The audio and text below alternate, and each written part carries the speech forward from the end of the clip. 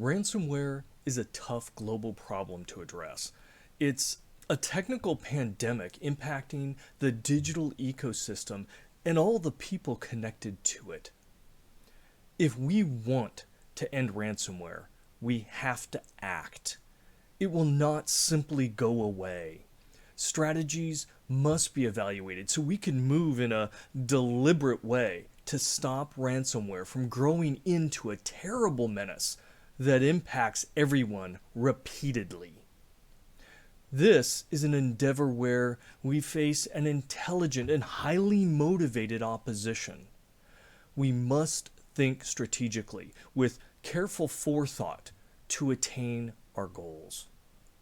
As a cybersecurity strategist, a CISO, 30-year industry veteran that has pushed the boundaries of digital security, I've looked at a number of different options and I've come to two conclusions. First off, there is no easy, painless, friendly way of undermining this rising global threat.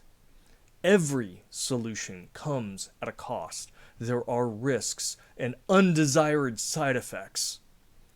Ridding ourselves from the risks of ransomware will take commitment, collaboration, and effort. And secondly, of all the options, only one has the desired long-term benefits that we're seeking to undermine the risks of ransomware attacks to the point that they're really no longer a serious cybersecurity risk to anyone. And to accomplish this goal, we must unequivocally stop the flow of money to attackers. That's key. And the only way that we can make that happen, truly, consistently make that happen, is by criminalizing ransomware payments. I discussed this idea in great detail in another video, and I'll put it in the link, put a link to it in the description below. Understandably, people have doubts, concerns, fears, and disagreements against such a radical move. Today, we will be addressing the collection of arguments against criminalizing ransomware payments in hopes we can come together in identifying a good path forward to end ransomware. In this presentation, I will cover over a dozen different arguments against criminalizing ransomware payments. These have been collected over time as I've been engaging my peers and the industry, exploring different options. These are the common concerns that repeatedly emerged from those discussions. I've marked the time and jump points for different arguments in the description field to make it easier to jump, directly to the various arguments that might be of interest. Now let's get started. Now, very briefly, I've talked about all these aspects in previous videos, but this is an important foundational piece. There are many aspects we have to kind of look at. The fact that ransomware is significant, that the attackers are intelligent adversaries, so a single move won't work. The fact that ransomware is not just a problem for a single company. It actually impacts, governments, organizations, companies, businesses, individuals. And when things like critical infrastructure get hit, it actually can impact an entire nation or society. And ultimately, we need to do something. The status quo of how cybersecurity normally works just doesn't address ransomware. Ransomware has grown staggering amounts, even in the face of cybersecurity innovation over the past several decades. And when we look at what we would consider a success criteria, any solution, any path that we look at or evaluate really needs to deliver against a number of different requirements: effectiveness, timeliness, it has to be affordable, it has to be usable, and sustainable over time, especially given how the attackers, those intelligent attackers, will adapt. And lastly, I cover this again in one of the other videos. When we talk about criminalizing ransomware, it kicks off a whole chain of events. And that's what's really important. It's not just about making paying ransoms a criminal act. No, that just starts the chain reaction that ultimately ends in the attackers abandoning ransomware as a legitimate means of satisfying their desires of gaining money. And that's what we want. We want the cyber attackers to stop launching ransomware attacks. The premise about criminalizing ransomware is it does all of that, it kicks off this domino effect, and that it does satisfy all the success criteria. And in a bold move, also saying, hey, it's the best of all the options that we've seen thus far. Ransomware's been on my radar for several years. As a strategist, I've been looking at it for quite some time, communicating with the industry and working with organizations to understand and advise that this is going to get much worse. And I still hold that position. It is going to get much worse than it is right now. And in the past several months, I've been exploring different options and having great conversations with cybersecurity professionals, risk professionals, government people, law enforcement. And again, no solution is easy, perfect, or friendly. They all come with costs. And through those conversations, many arguments bubbled up that tended to come back again and again and again. And these were the primary concerns. You can see a list, there's more than a dozen of them, and it's easy to kind of group them into three different areas. The first grouping is really around, hey, it's just not going to be effective. It will not stop ransomware, right? We can't pass a law, we can't enforce it. And I've talked a little bit about this again in other videos, but we're going to go through each one of those. The second area is about the victims. We are, in essence, putting a law in effect that says the victims cannot pay their attackers. And it seems almost unfair. Why are we penalizing the victims? There's many questions around this. And, whether it's fair to small and medium businesses, what's going to happen to critical infrastructure, all those kinds of things. All valid concerns. We're going to talk about all of those as well. And lastly, many people come up and say, oh no, that's not the right way. This other path, this other solution is better. And when we dive into it and start tearing that apart and seeing how that evolves over time and whether that really meets the success criteria, we find no, they really don't. And it becomes kind of an enlightening discussion. So we'll cover these as well. What is important for all of us before we dive into that is to understand this has a purpose. And our purpose is to find the best solution. We want to get rid and end ransomware. That's what we all want. The bad guys are victimizing the entire world, and they're not going to stop. So we need to act, and in order to act, we have to act with forethought. We have to be thinking about these things ahead of time and make the very best decision. So if we think of it as a process starting on the left-hand side, we have to ask ourselves, does this strategy of criminalizing ransomware as a start, does that solve the problem? Does it meet that success criteria? If it doesn't, well, let's stop talking about it, right? It's not what we need. Let's move on to the next one, right? If it does, great. Let's ask ourselves, is the solution better than the problem over time, right? We don't want to create more issues than what we're solving. The cure cannot be worse than the disease, because if it is, we need to stop. That's not the right answer. But if it isn't, if the solution makes things better, and as part of the requirements, it has to make it a lot better, in fact, then great, let's move on. Let's move on to the next question. And that next question is the solution we're looking at, is it better than all other competing solutions? When we truly look at the logic and how this is going to flow over time and how it meets the success criteria, is this the best solution?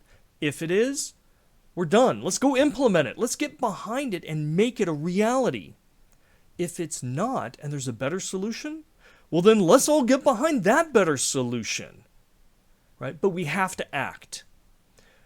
Inaction is what fuels the bad guys doing bad things.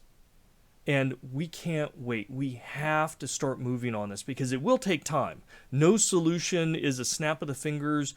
They all have a certain lead time to even start having positive effects. So we need to start working on this now and implementing a solution now. And again, the goal is we're not going to find a happy or perfect solution. It does not exist. We have to choose the best of what's available to resolve the problem of ransomware. That's where we're headed in this discussion. Okay, with that, let's dive in to the first grouping of arguments, and it's around criminalizing ransomware payments. They simply won't be effective. That's the theme here. And we've got 4 different areas that we're going to touch on, and let's jump into the first one. The first one is, hey, it's not possible to enact such a law.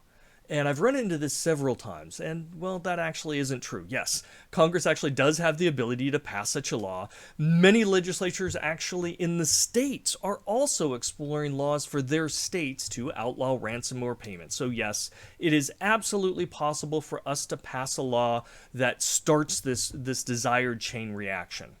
In fact, there's already a precedent. There's already a law that covers this to a certain extent.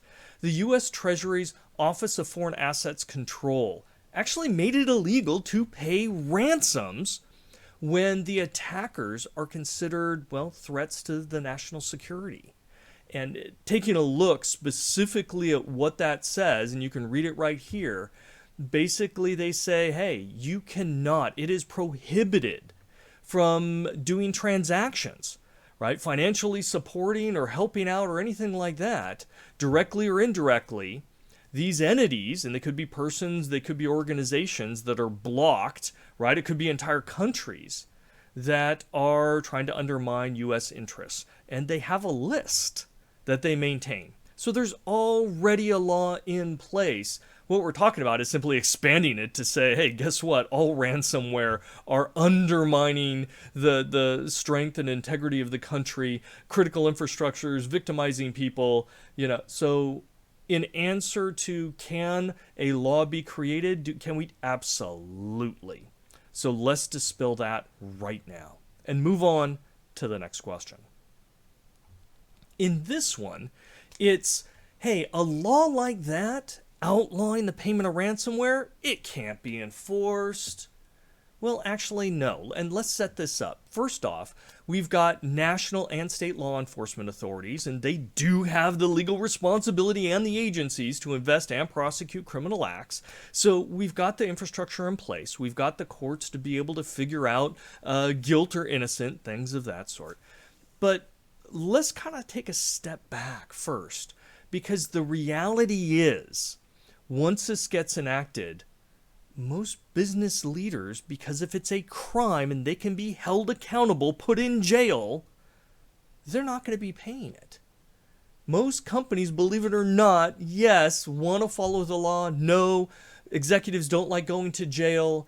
There's a small group that do criminal acts themselves or are willing to do that. But by and large, most companies are not going to do this, right? If that's the penalty. So in general, there aren't going to be a whole lot of offenders. And to really reinforce this, right, it is really only going to take a few examples to be prosecuted. Not many, in fact. And that will, again, reinforce in the minds, hey, yeah, we're serious. Yes, there is a risk of doing this. Yes, it really is a criminal crime. And if we go back a little bit in history and we look at the Sarbanes-Oxley regulations, which could put a chief financial officer or executive officer in jail for falsely reporting their numbers, in the first 4 years, there were only 63 convictions. And we see across the board, it affects everyone in the United States. All companies, within jurisdiction of a certain size have to follow this, and they do. we see all the big companies adhering to Sarbanes-Oxley. And that's all it took. So again, when we think, oh, well, we were going to have to arrest every single no, number one, there's not going to be many. And number two, it's just going to take a few examples. And if we look at the complexity, how tough is it really to detect if these things are going to go on? Because we're also hearing, oh, well, you wouldn't know if a company is impacted. Well, actually you do. It's very easy, and the reason is you're going to have whistleblowers. If you are impacted at your company and you see the screen come up that says your files are locked and you're talking about it at the water cooler, lots of people are going to know. If an organization does then pay the ransom and get that key, right, and this is a very long digit kind of number or tool that takes technical insights to apply, to decrypt those files. Now you've got these IT folks that have to be involved, and they're going to wonder, where did this magical key come from that you can't really derive yourself? Again, it's going to be kind of obvious that somebody broke the law and paid for it. And when it comes to whistleblowers, right now in the US, whistleblowers can receive a 30% reward. Think about that. Some of these ransoms are in the tens of millions of dollars and they're only going up. That's a great financial incentive to be a whistleblower. And every executive has to think about that.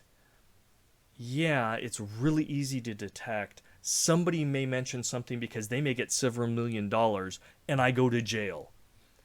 Executives don't want that risk. They are hugely averse to their personal freedoms being locked up in jail. They're not going to do it. And that's why this does need to be criminal in nature. And also investigations in this kind of situation are pretty straightforward. Doing financial transfers from business accounts, especially of that size, or even if you break it up into smaller amounts, it's pretty easy to track. And on the back end, if you're passing that money through cryptocurrency like Bitcoin, guess what? There's a permanent public record to be able to trace that. Bitcoin is not truly anonymous. It's only pseudo-anonymous. All the transactions can be seen. And when you're looking for the transactions from a business to transfer US currency to some type of cryptocurrency and then pushing that cryptocurrency out to some other accounts held by the attackers, it's really easy to track. So investigations really won't be that tough, and it won't take that long. Again, all this puts the right pressure in place to make sure that people are following the law, which they will. Right? The other thing is, if somebody does go down this path, imagine if you're an executive and you decide, okay, I'm not going to tell you, I'm just going to pay this to the extortionist. If you put yourself in the extortionist shoes, they first off infected you with ransomware and you were willing to commit a crime to pay them, and you paid them. The next step is to go, now I'm going to extort you again, and if you don't keep paying me, I'm going to report you to the authorities and you're going to go to jail. And you're dealing with an extortionist. This is what they do. They will see this as a perfect opportunity to continue to exploit and extract money from these who do break the law. Again, executives, when they realize that there's no good ending to that story, they simply will comply with the law. So we won't really have to enforce much to get the overall benefit, to kick over that first domino and start that chain reaction. Okay, the next one in this section is the argument that it won't seriously restrict the flow of money to the cybercriminals, to the ransomware attackers. And it absolutely will. And I've got another video that talks about why the attackers will actually shift away. But if you can imagine the billions of dollars flowing, soon it'll be expected to be trillions of dollars that are flowing to the attackers Most of that now is actually coming from government organizations, big businesses, victims that have a lot of money. Again, we're seeing ransoms in the tens and in sometimes hundreds of millions of dollars that are being asked for. And if we look back in the history of ransomware, ransomware actually started with going after individuals. And what the attackers realized is individuals, they don't really have that much on the line and they don't have that much to spend. So the ransomware amounts were small. They didn't get high payments around it. Locking someone's family pictures, it's a pain, but nobody's going to spend tens of thousands of dollars to get them back. So they moved to businesses. And these businesses did have the money, and they did have legal contracts, and they did have customers and worried about the reputation. And so they were willing to pay. So there was a natural evolution to target and continue to target businesses, organizations, even government agencies. That's where we are now. And if those stop, a huge chunk of the paychecks going to ransomware then disappears all at once. And again, law-abiding citizens, small business owners, so on and so forth, they're not going to choose to commit a criminal act like this and put themselves, their business, and everything else, their family, all in jeopardy. No.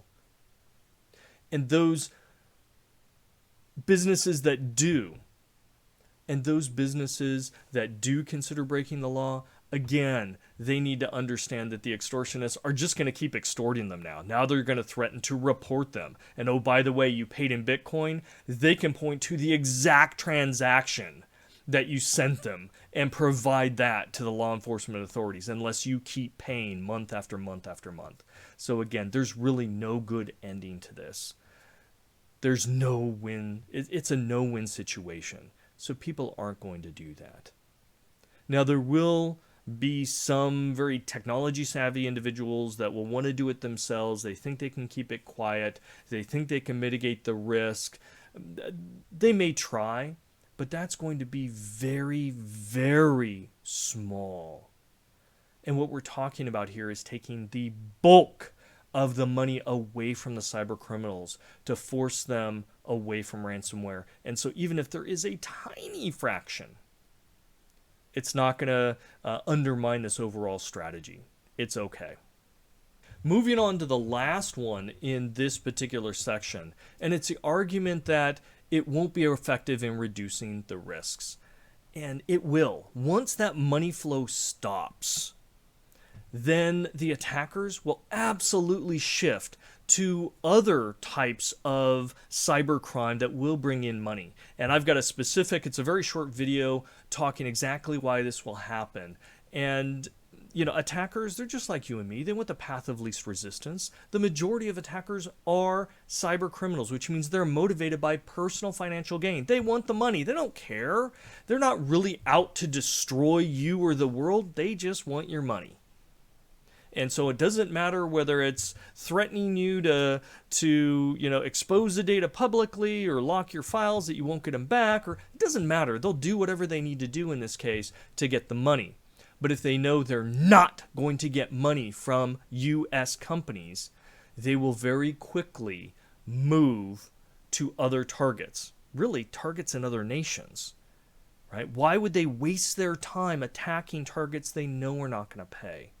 They're going to allocate their time towards targets that will. And it goes back to the Willie Sutton principle. Willie Sutton was a famous bank robber, and he was asked by reporters, hey, Willie, why do you rob banks? And although he was misquoted, basically the answer was, well, that's where the money is. And so if you remove that as a motivation, there's no reason to attack. They will go where the money is. Cyber criminals follow the money wherever it is. You take away that likelihood of getting any money, then they won't attack. They will go somewhere else. They will do different types of attacks, different targets. So we're applying that same basic principle that is held true since the dawn of time, right? We are using the motivations and intentions of the attackers against them to get them away from ransomware. So yes, this will absolutely be effective in reducing the risks. It's not if It's really a matter of how long will it take. That's the greater question. But yes, it will reduce the risks. So let's jump to the next section. And this section is all around the concept that this path, this decision to criminalize payments to ransomware, for ransomware, it's really impacting the victims, right? The victims are already infected with ransomware, and now we're saying you can't pay. This penalizes them. Well, yes and no. And we'll get into that because this is a really important section that people are worried about, especially with small businesses or organizations that don't spend a lot of money. And, we want to be sensitive. We don't want to hurt victims even more, but we have to look at the greater good. The first one in this is it's a stance that says, well, the victims, and it could be businesses or individuals, it's their money. Therefore, it should be their choice to pay. Well, actually, when we look at laws within the United States or anywhere else, they exist for the common good. And there's many examples where we tell people what you can't pay, buy, support, invest in, because it's against the common good. And paying ransomware, well, it empowers those attackers. And those attackers take that money and expand what they do. They scale out. They're able to innovate and develop more capable attacks and cause more harm. Paying ransoms is fueling even more ransomware that can come back to that same victim, but also their neighbors, their community, their state, the entire nation, and cause more and more and more damage. So paying ransomware undermines the common good. And ransomware is very, very profitable. It's in the billions right now. In fact, some ransomware groups, based on what we can track, are making close to $1 billion a year. Some of these ransoms are getting in to tens and approaching hundreds of millions of dollars for a single target. And that's a big payday for them. That also attracts more entry-level criminals. Criminals that don't even have technology skills. They don't need them. Ransomware as a service is established to bring in lots of entry-level affiliates, is what they call them, to help spread the ransomware, and they get a slice of the profits.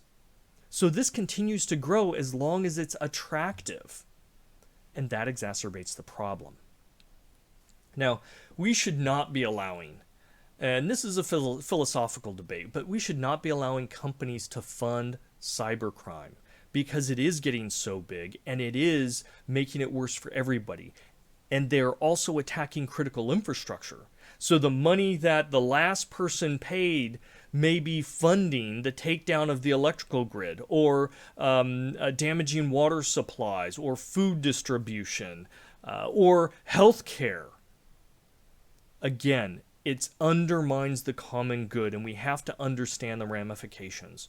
When these companies, when these victims or individuals pay ransomware, we have to understand where that money is going. That is a resource, it's an asset, and it's going to fund cybercrime and more harm. It's harming everyone. So we have to stop it. It's against the common good. So it should not be the choice of victims to pay and support criminal activities. Number 6, this would force some victims out of business. Okay, yes, it could. But there are things we can do to minimize that risk. And if we take a step back, right now, we know ransomware is growing. It's growing between 2 and now the latest data I've seen is 700% per year. And that doesn't even explain the big picture. The bigger picture, because that's just how much money they're bringing in. The bigger picture is how many people are being impacted. Look just in the last 6 months, in the last year, how many cities, how many hospitals, how many different critical infrastructure, utilities, power, water, food distribution, fuel distribution, all those kinds of things have been impacted. The number of people and the impact to society has skyrocketed, and it's not going to go down because the attackers know if they target those critical things, they're most likely going to get paid, and they can increase the amount. So this only gets worse over time if we do nothing. Now, as part of this overall plan, yes, a law would be instituted, but there would be a grace period of about a year. And that would allow organizations to take the proper measures, right? To evaluate their security posture, to put in controls, and they should be doing that anyway. But this gives that extra push. And because they know they won't have this as an option. They know they won't be able to buy cyber insurance to pay the ransomware, in the event they get infected. So this is an extra push to drive them to industry best practices, and that actually helps against other types of attacks as well. So at the end of the day, this makes everybody much, much stronger and better to resist and recover from all different kinds of cyber attacks, not just ransomware. When we come out of this process, once the law is in place, what we see is instead of a rapidly increasing amount of ransomware attacks, we see a dramatic decrease in the number of ransomware attacks. So overall, again, the risks to businesses over time goes down significantly. This is an advantage, not a disadvantage. Right now, there are fundamental security capabilities and disaster recovery, business continuity processes and tools and solutions that can really help organizations respond and recover. So this is not the only option. There are many other options and steps that businesses can do. And businesses have to deal with, normal risks anyway. There are normal business risks they have to deal with. Competition and markets and customers and all sorts of things. Once the law is in place and this one option is removed, no longer available, they have to deal with it like any other business risk. They need to find the right option for them and investment and move forward. And good companies do that.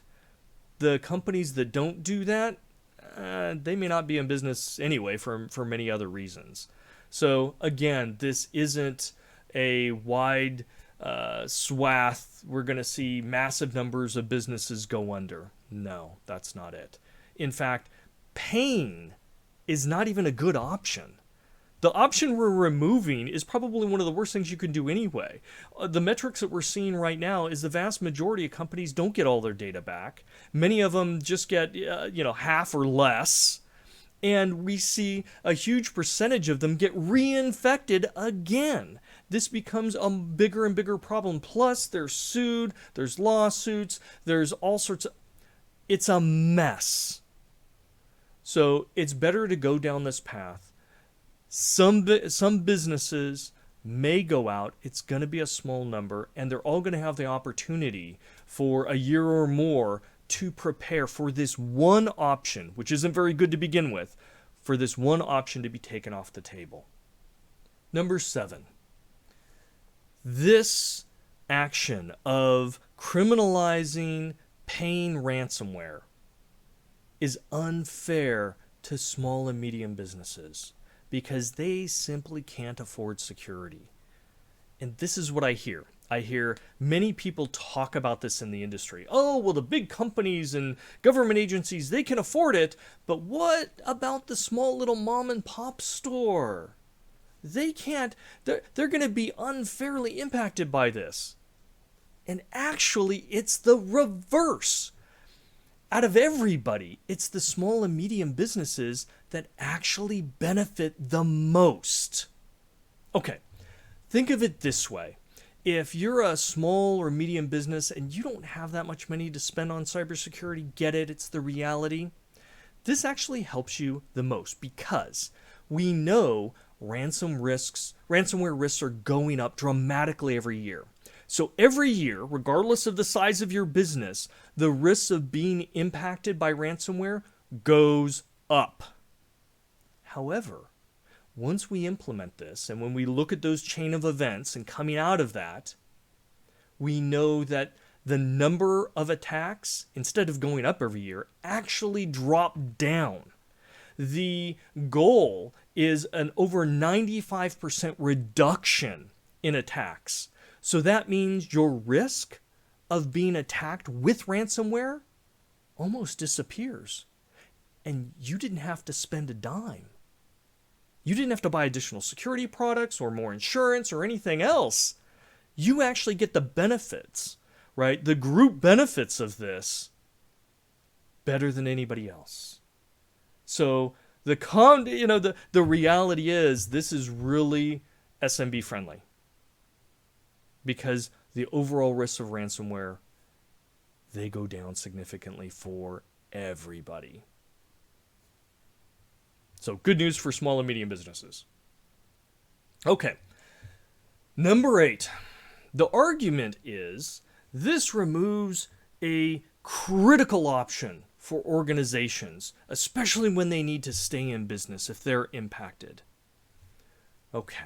Again, we've talked about this, that paying, first off, is not a good idea. It's not smart.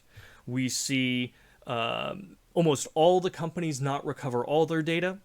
We see a huge amount of companies only recover partial amounts of their data.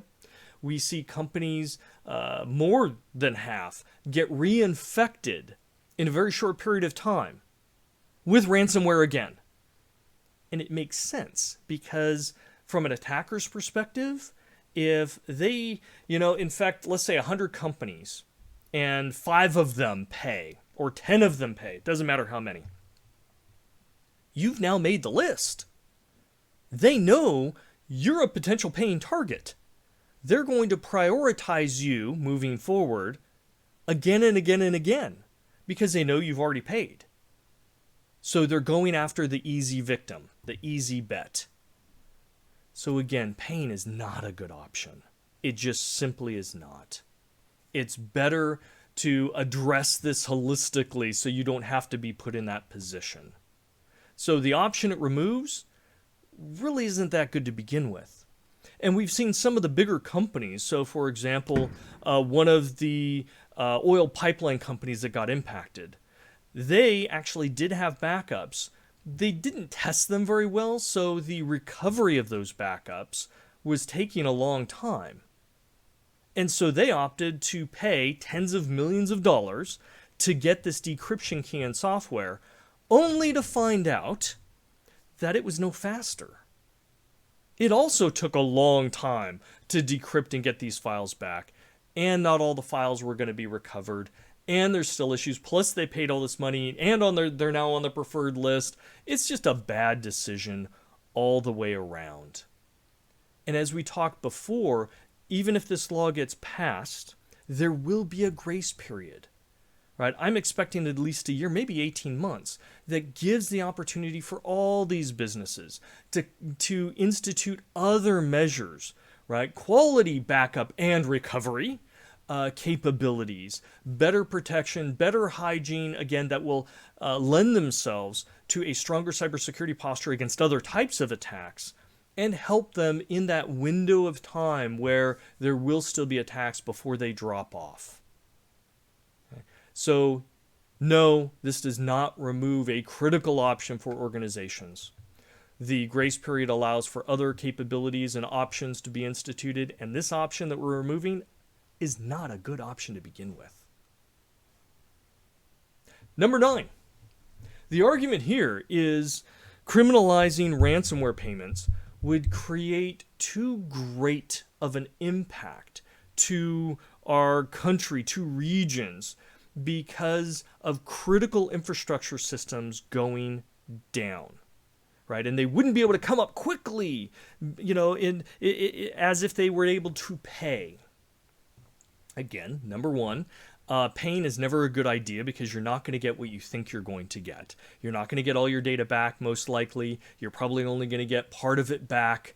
And it may come with extra things that the attacker has put in there, backdoors, so that they can reinfect you. You're also going to be a primary target moving forward for every ransomware attacker out there. As soon as the world knows that you're willing to pay, that's where all the attackers are going to go. They're going to try and compromise you to get money again and again and again.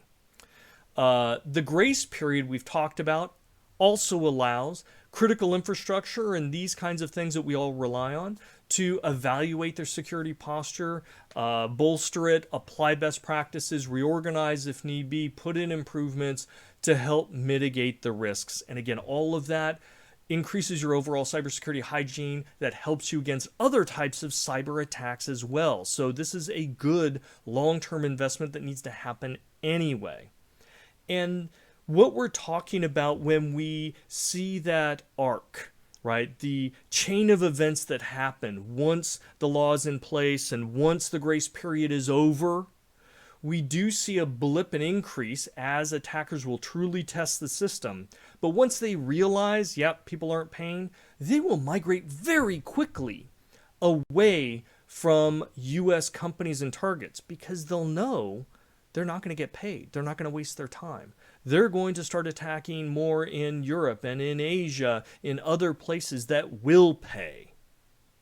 So that window of time is actually really small before we start seeing the benefits of attacks dwindling, right? Going down very quickly to a huge extent.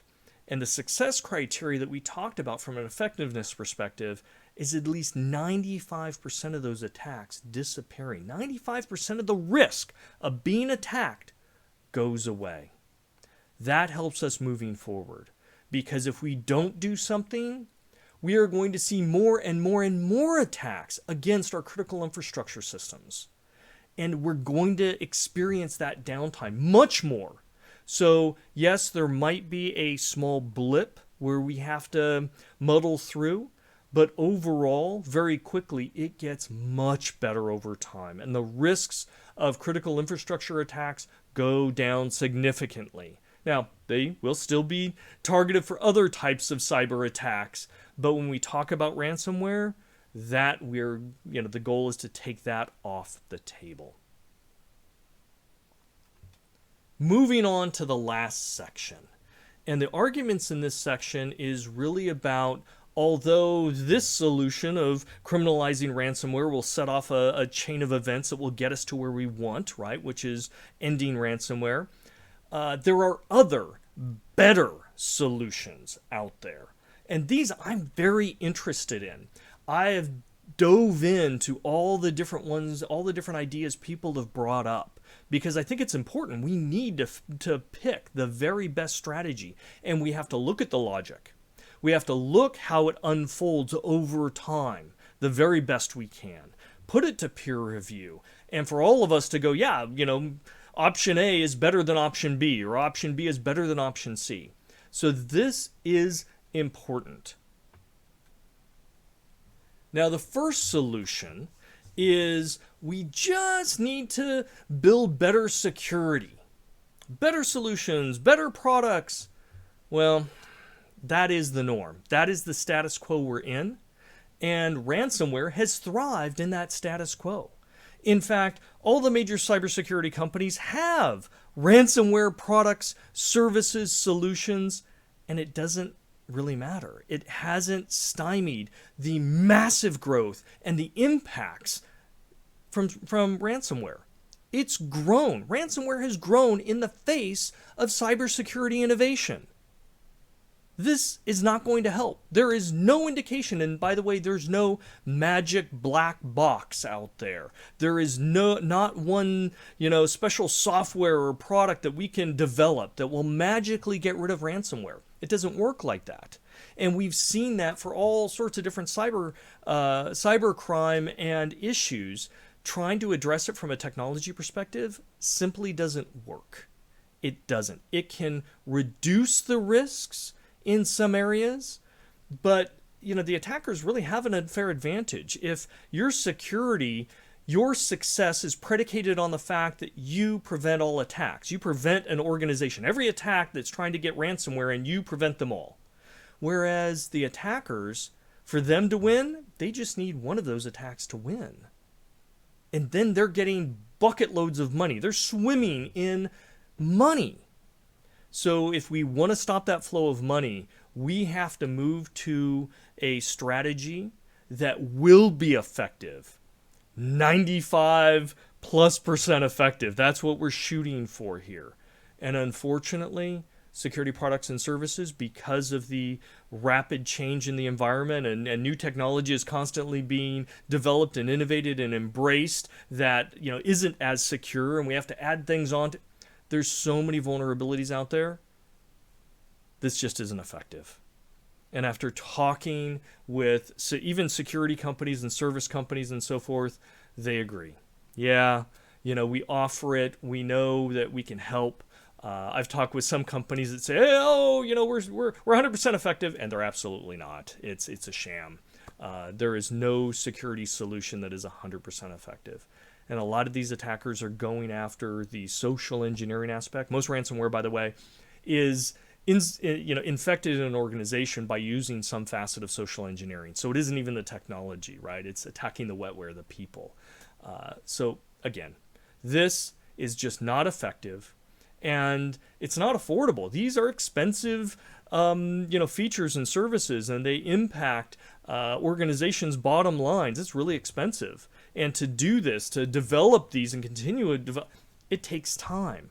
Even if we had some great breakthroughs, it would still take time to roll all that out, to get everybody covered. Yeah, it just doesn't work. And we've already talked about sustainability. The bad guys will evolve very quickly. They adapt. They're very, very smart. And they're now well funded. They can spend $1 million to buy a 0-day vulnerability and just exploit that. Right? It makes financial sense. Spend $1 million for a vulnerability and infect 100 targets that are going to pay you $10 million each. You're making money hand over fist. And we've empowered them because we pay them. So this is not a good solution. This is the status quo that got us to this situation, and it will not solve or meet all the success criteria. The next one is, let's target cryptocurrency. Cryptocurrency is the evil thing. And if we just get rid of that, then we take care of ransomware. This is absolutely false. In fact, I hear this most often from people who have a different agenda. They just don't like cryptocurrency, and they're using this to try and vilify it. So let's break it down. First off, cryptocurrency is a tool. And it's the preferred tool, not the only tool, but it is the preferred tool for ransomware. Why? Because it's a really effective tool. Cryptocurrency is great at a whole bunch of different things in the financial industry, one of which is easily transferring funds. So it's the preferred tool, but ransomware's been around for a decade before cryptocurrency was even invented. And so, yes, ransomware was there. Attackers can use other methods. Cryptocurrency is not the root cause. It's just one of the efficient tools they're using. If you were to take that away just at the snap of a fingers, the attackers would adapt. They would just use different tools. Right? And we even see that in other types of scams and frauds. They're using everything from gift cards to shipping cash to using money mules and, all sorts of different things. So no, getting rid of cryptocurrency will temporarily impact their efficiency, but they will adapt.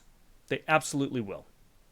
And the downside is, or the reality is, it's really not plausibly effective to try and get rid of a decentralized public cryptocurrency. There's not a single company or organization you can go to say stop using this or shut it off.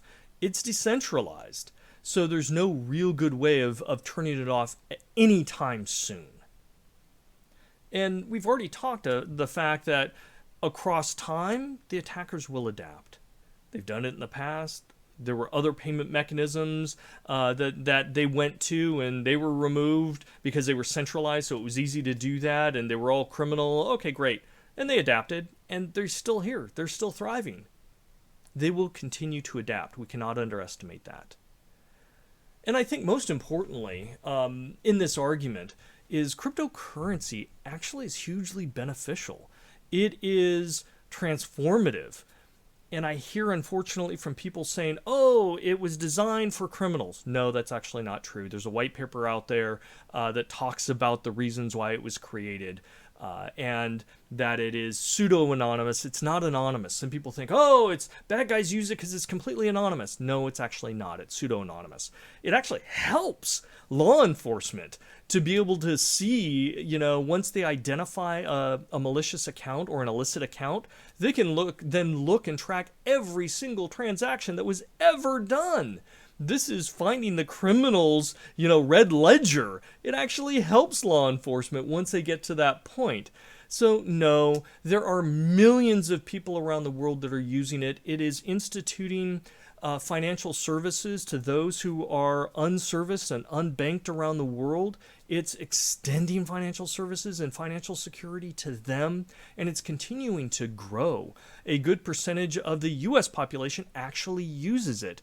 And again, many people will spread rumors, oh, well, it's only illicit transactions. Actually, there's good data on that. It's less than 1% of transactions are tied to illicit activity. And that's far less than even cash. So no, all the things that you're hearing there, take a look. Cryptocurrency actually can provide tremendous benefits, and it is that next revolution. There's going to be friction with the old school, but we don't want to remove those tremendous benefits of people around the world that are using crypto for good, legitimate, legal reasons.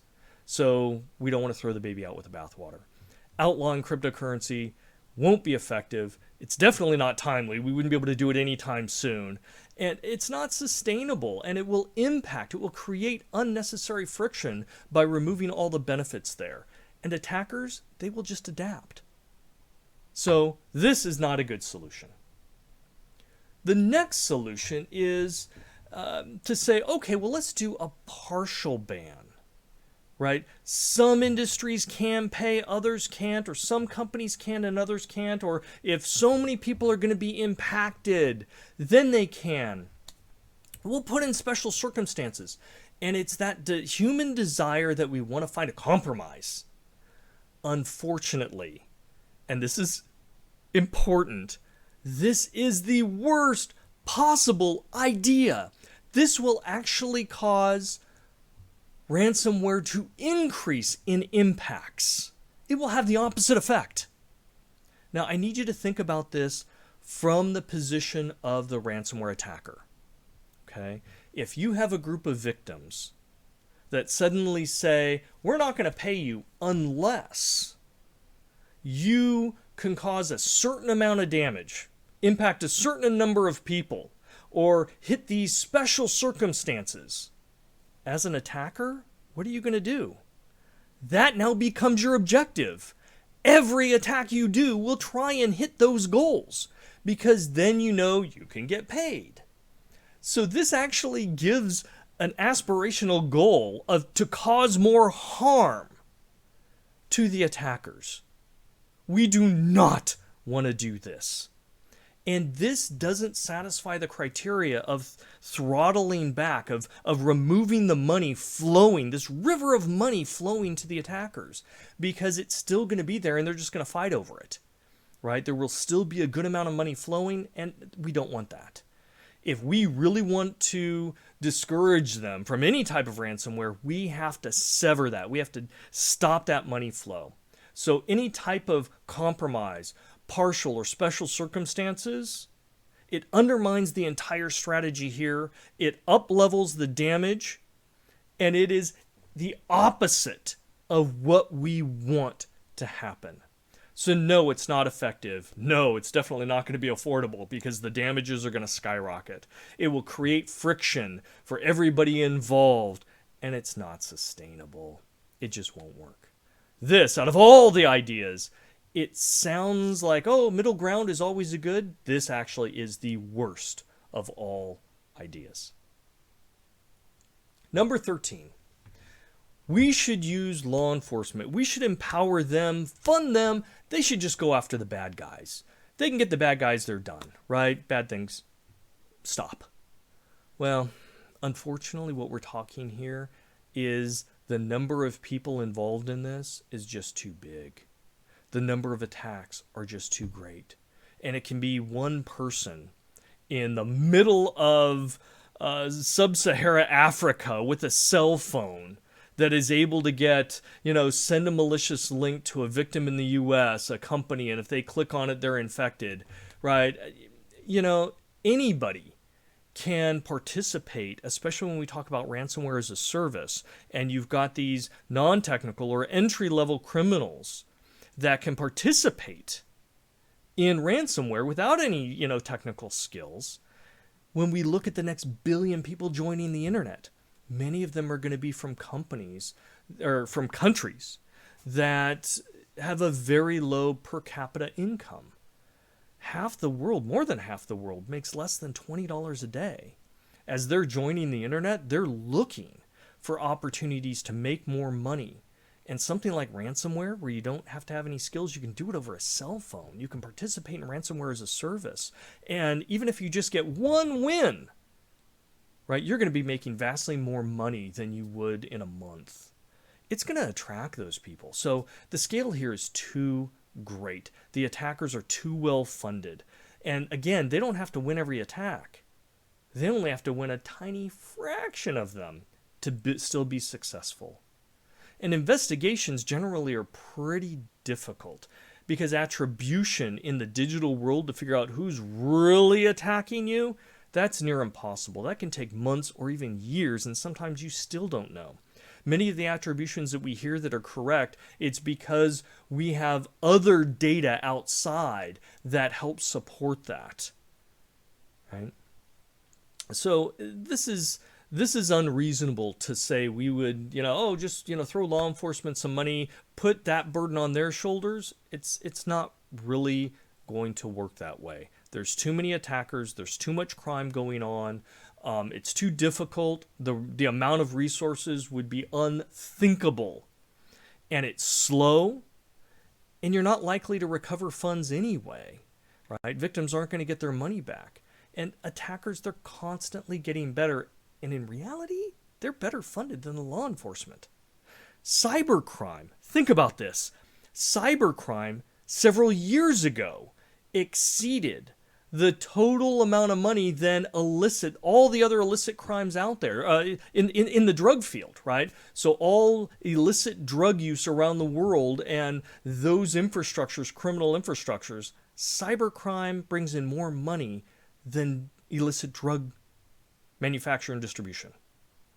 Right? That's how profitable this is. So law enforcement at this scale doesn't really stand a chance. They really don't.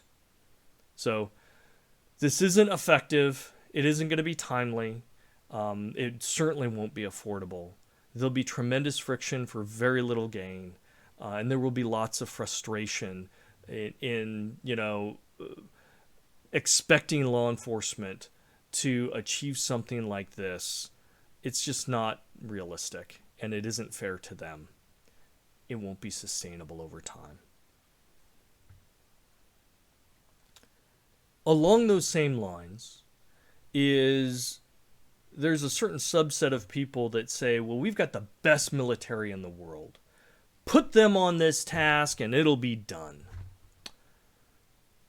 There's problems with that. First off, the military, it's not designed to protect from this type of asymmetric warfare. It's better suited towards enemies in other tanks, in uniforms that they can identify with clear borders and objectives and everything else. And right now, the military, it doesn't operate as a law enforcement. In fact, it could be very caustic for a military to police their own population. And that's why there's laws against that. There's a constitution that talks about separation of what the military does. And in fact, a lot of these attackers, they're outside of our country, they're in other countries. And again, it's really tough to identify them. There are tremendous numbers of them. They're well funded. And, the next billion people, how many of those are going to jump onto this? The military doesn't have, as great as it is, this is not what they're designed to do. This is not what they would be successful at. Even if you put them in charge and said, oh, well, put firewalls everywhere, all within the United States and our borders and everything else, and have them look at all of our systems, it would require unbelievable access of the military into all of our systems, our phones, our data, our computers, our companies, everything, to even try and do something like this. It would be oppressive.